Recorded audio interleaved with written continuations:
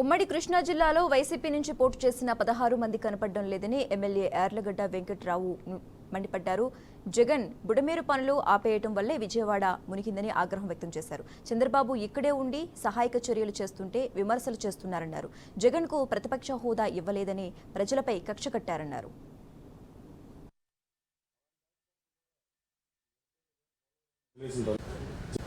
జగన్మోహన్ రెడ్డి గారు కూడా తండ్రి ఆశయాలని కొనసాగిస్తానని చెప్పి రాజకీయ పార్టీ పెట్టి రాజశేఖర గారికి ఇష్టమైన పోలవరం ప్రాజెక్టు లేకపోతే ఇంకో ప్రాజెక్టు ఏ జలాశయం అలాంటి వాటి పట్ల కూడా నిర్దయగా పోలవరం వదిలేసిన పరిస్థితి.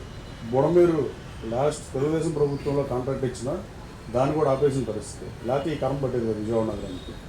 ఈ రాజకీయ విమర్శలు కాదు కానీ తండ్రి ఆశయాలను కూడా కొనసాగించలేక వాళ్ళ తండ్రికి ఇష్టమైన జలాశయాలను కూడా గాలికి వదిలేసి ప్రతిపక్ష హోదా జనం ఇవ్వలేదని జనాన్ని వదిలేశారని నేను భావిస్తున్నాను.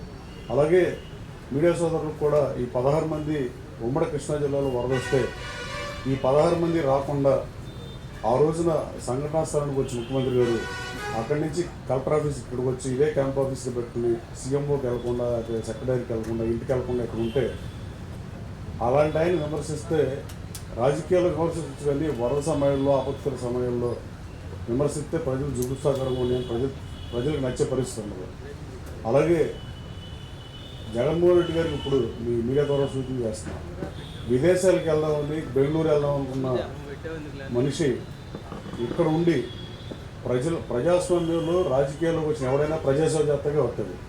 అదే పార్టీ అయినా, కమ్యూనిస్ట్ పార్టీ అయినా, కాంగ్రెస్ పార్టీ అయినా, ఇంకో పార్టీ అయినా ప్రజల ఇబ్బందుల్లో ఉన్నప్పుడు ఆమె గాలికి వదిలేసి రాజకీయ విమర్శలు వరద సమయంలో చేయటం కేవలం వైఎస్ఆర్ కాంగ్రెస్ పార్టీకే చెల్లింది.